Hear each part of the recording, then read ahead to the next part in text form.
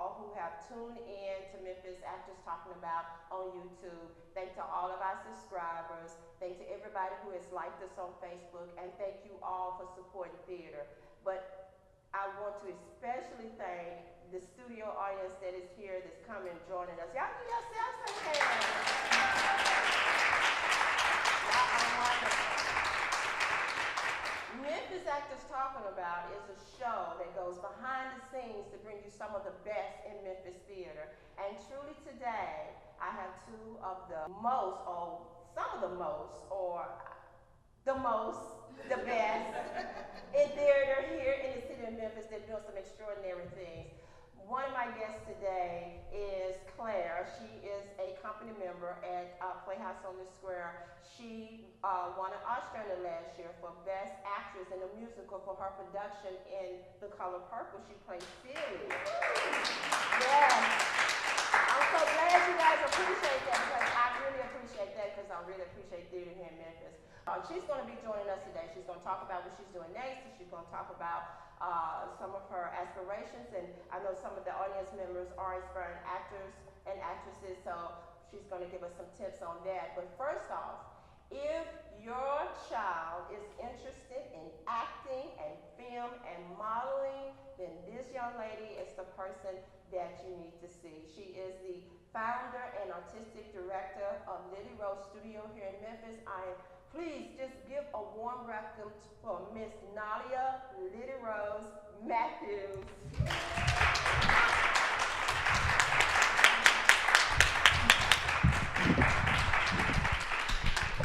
Good evening, Miss Matthews. Good evening. Welcome to Black Butterfly Media TV. Let's switch. I'm going to give you that mic. I'll take this mic. How you Mic with the doing? logo.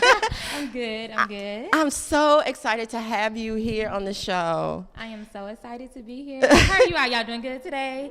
I'm nervous. So are y'all okay? We're good. We're all Okay, kind of I just had nervous. to let that out. Yeah. So tell us about how did this get started? This LilyRoze Studio. How did it get started? The name of my company is LilyRoze Studios. My Okay. twin sister and I founded the company when we were 16 years old.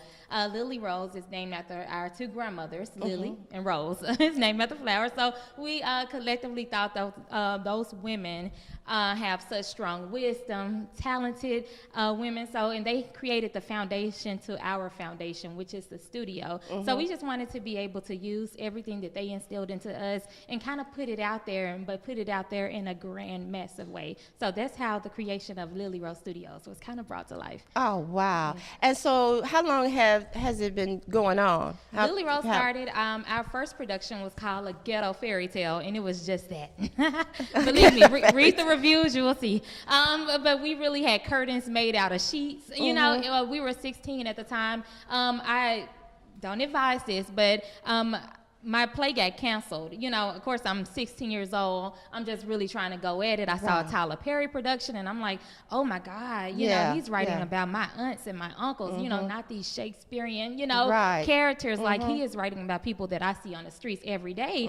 So I can be a lead character in my own production. I don't have to wait until, you know, this huge production come along. I can actually create and write these stories myself.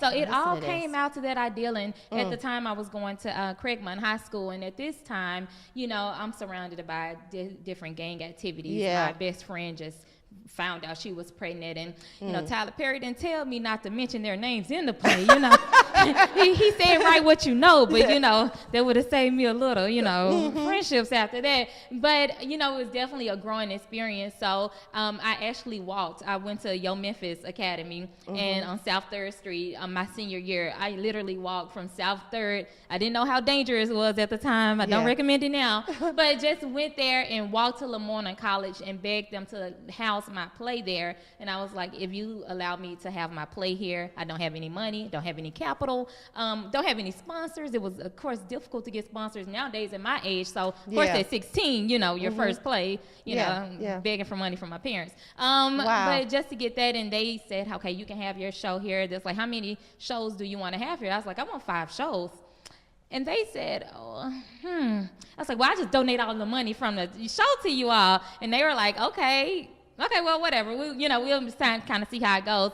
And the show was a 5-night sellout. Every night sold out. Wow. And we raised over $10,000 for Lemoyne College. So in the school's 146-year history, my sister and I are the youngest contributors. So, yes. That is wonderful. So that is amazing. That kind of sparked that transition into becoming a businesswoman. And I really, my sister, she fell in love with the stage and the theater side, and I promise everybody gravitated towards her because she was that it character. She was like that Medea of our shows, just in a smaller package. And I gravitated towards the financial part and the background and the lights and the tech. So it was this collaborative experience. Like, she was in love with just going out on stage and just acting her character. I'm gonna say it nicely.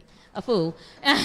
So you balance each other out, though. We balance each other out, and I fell in love with just being a producer, just making the shows happen, booking the theaters, booking the shows, getting sponsors, and that's where the efforts came on to kind of freelance and do producing for a while. That sounds great. Yes. I mean, for 16-year-old to have that boldness just to go out there and knock on doors and make it happen, that just shows you how much passion you had and believed in what you was doing. Yes.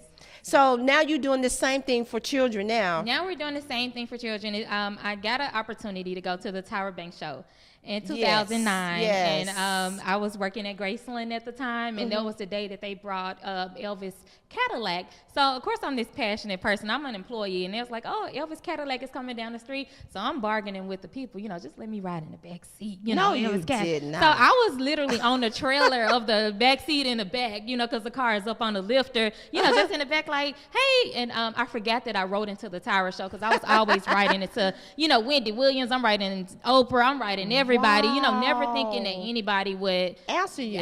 But still just hopeful. I'm working. I'm in college. I'm like, oh my God, something got to give. And I was in the back, and Nadia said, somebody from the show, my sister is in New York, so she really, it's big to me. She's like, somebody from the Tower show called. I didn't know what to say. And I forgot I wrote in as if I was her because I didn't want to brag on myself. Hey, I'm incredible. I'm 16. I produced a play, so I wrote in as my sister. Hey, you need to get my little sister on the show. And she's like, I don't know what they were talking about. I was like, call them back. And she was like, it's a 4-digit number. I can't call back. So, of course, I'm bummed. I'm like literally not caring about work. I'm greeting the guests. Hey, have a nice day. Kind of. But then they eventually called back. I was flown to, I'm gonna wrap it up. I was flown to New York. You're good. I was flown to New York. They put me in this nice hotel, so I'm jumping back, and I'm like, oh my God, this is the life. This is an experience. And at 3:00, they called me to get my hair and makeup done and was giving me coffee. Ooh. So I got back to Memphis, and I'm like, I am finna to quit my job, and I'm finna drop everything. I'm finna audition for every play. I'm finna go to every studio. I'm finna do this and that. And of course, in Memphis, it doesn't happen like that. It's not happening, but it's gonna happen. It's gonna happen. So my idea to as a business owner, you have to be a problem solver. Yes. And my solution was to create a studio that does give you that opportunity. We may not get on big networks, but our studio do the whole nine. We do the hair, the makeup on Saturdays. Some of the kids get there as early as 5:00, and we have makeup artists from University of Memphis and Tech coming over to get their hair and makeup done. We have film crews that are coming to just shoot pilots. Even though these shows are not shows that we're guaranteeing there's going to be these huge shows on primetime television, they are an experience. The kids are getting a lot of good footage for their reels, for their promo, and it's just a collaborative effort. And over the past 3 years, at LilyRoze, the students have produced shows at the Lander Center. All have which been sold out so far. Our shows have been sold out. We shot our second movie this last, right here, a movie studio on the square. So in this show, we sold out twice. We got a proclamation from the state committing us on that work. So we're just excited to keep that passion. And of course, I get to live through them, kind of like a stage mom, even though I have no kids. But I get to live through that experience because I'm excited about the business side of just seeing it happen, making it happen, and you just feeling like I'm in New York when I'm at LilyRoze because, they're on time. They have call sheets. They have lines, and I see the passion in their eyes. They're excited, and you can't help but to be in a creative zone there. So. You're excited for them. I'm excited for them, and so is it hard working with the kids? No, and a lot of people say that our shows have had a minimum of 50 kids, like in each show. It's not hard at all, and I love working with them because they're so passionate. It's not like These kids are just kind of, we do go to Shelby County schools now. We're contracted out through a few schools, and it's a different ball game. But when the kids come to LilyRoze, these are kids that are trying their hardest. They really feed in, and the atmosphere is so kind of cool, calm, and collective, where they're lounging around reading scripts, learning lines. They're on the time. So we try to make it so fun that they don't realize that they are just working, and they see the big goal. So to me, it's very easy, and I get to also mentor at the same time, which I'm very passionate about. I've been volunteering with the Grizzly Team Up Foundation. So just an opportunity for me to mentor. Kind of, we don't want any, right.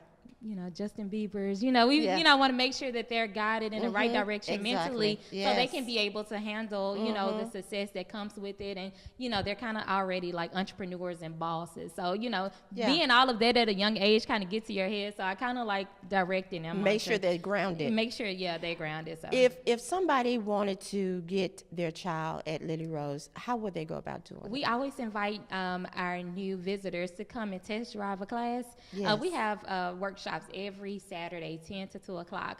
And we have on-camera classes. We have a huge green screen. The studio is equipped with a stage, a runway. We have 3 flat screens, Wi-Fi with all of them that connects to our green screen. We have a dance studio, and we have a 15-seat movie theater inside, in which they always watch their on-camera classes back on the big screen. That is wonderful. The studio is equipped to be like a dream haven for them. Wow. All they have to do is show up and test drive it. It's a no hassle. We don't say, hey, oh my God, you have to sign up. Oh my God, you got to do this. You just come, feel the environment, kind of get used to it. Even if you're that's your first stop. And then, if you're wanting to join our movement, we have semesters. We have a fall semester that starts this Saturday. Then of course spring, and then summer. Of course, summer camp is like, that's the big time. So we have our semesters separated. We have 3 semesters that go around year round. And how old are the kids? We start at 7 in our during our fall semester, and we have it broken up between 2 age groups. We have our teens, and then we have our 7 through 11-year-olds. And what about the acting class? They can take acting classes too. Yeah, and that's a part of our curriculum. The kids usually are with us for 3 to 4 months per semester, and in that semester they're working on 6 different productions. So they have an opportunity to come back with at least 6 different, scenes and skits or, activities on their resumes and on their reels. So we make sure that they, in that short period of time, that they're grounded with a lot of work, so they can at least say on their training part of their, resume that they have, done a commercial. The commercial will be, given to their parents. They have done skits. They of course do outside activities. Of course, our big Lander Center show is what we're always doing, our finale show. Okay. So, and then we do sitcom and web shows. So wow. They have an opportunity to just kind of explore all areas of theater and film, see which part they really like, but we like them to kind of explore all of it. So that's amazing. That is good. Y'all give it up for Miss Matthews. Thank you. Getting them ready to come out here to the theater district out here. So they can perform and audition for professional companies like Hattiloo exactly. And, the other surrounding theater companies. Yes. Yeah. That's wonderful. Well, there is a saying that everybody was created to do something, and I think that you was created to do this. Thank you so much for being my guest today. Ladies and gentlemen, Miss Nadia Matthews with LilyRoze Studios. She was great. We're going to take a brief break. We're going to be right back with the Oscar-winning actress Claire from The Color Purple and The Best of Enemies and some more wonderful shows. Ladies and gentlemen, we're going to take a brief intermission. We'll be right back. Memphis Actors Talking About and Black Butterfly Media would like to encourage everyone to support your local theater community. The following is a list of upcoming theater productions for the month of October. The Convert is now playing at Hattiloo Theatre October 2nd through the 26th. Written by Denai Guerrera and directed by Ekadiah Bendeli, this thought-provoking drama production takes us back to South Africa in the late 1800s. The story centers around Jekasiah, a young girl whose uncle is planning her arranged marriage to himself after the death of her father. She finds refuge in the home of a missionary who left his tribal home to study to become a priest and now speaks perfect British English. Jecosiah takes on the name Esther, converts to Christianity, and becomes a religious zealot. As her outside world revolts, she is now revolting inside. You see, Jecosiah can't change that she's a woman, a black, and a native. The Fantastics is now playing at Circuit Playhouse October 3rd through the 26th. Directed by Jordan Nichols, this production takes us into a world of moonlight and magic as Circuit Playhouse celebrates its 45th anniversary with the musical that started it all. The Fantastics tells a story of Matt and Louisa, who fall in love at the hands of their meddling fathers, grow apart, and find their way back to each other, with a timeless score that includes the songs Try to Remember and They Were You. The Fantastics is a musical gem that will delight all ages. New Moon Theater, The Woman in Black, directed by Justin Asher, comes to the stage October 24th through November 9th. The framework for this spine-tingler is unusual. A lawyer hires an actor to tutor him in recounting to family and friends a story that has long troubled him concerning events that transpired when he attended the funeral of an elderly recluse. There, he caught sight of the woman in black, the mere mention of whom terrifies the locals, for she is a specter who haunts the neighborhood where her illegitimate child was accidentally killed. Anyone who sees her dies. The Heiress comes to the stage at Theater Memphis, October 17th through November 2nd. Directed by Tony Isbell, The Heiress is a timeless story of New York society and status. The cost of love in this story focuses on Catherine Sloper, a shy yet withdrawn young woman living under the tyranny of her father. Conflict comes as she is suddenly exposed to a world of hope by a handsome young suitor, Morris Townsend. Is it true love? Can the suitor triumph for love or money? It comes to light that heartache has a long memory.